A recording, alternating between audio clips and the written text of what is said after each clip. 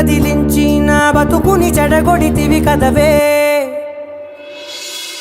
కళ్ళావి Kalavathi కల్లోలమైందే Nagati, కురులావి Kalavathi కుళ్ళ బొడిసింది చాలుతి.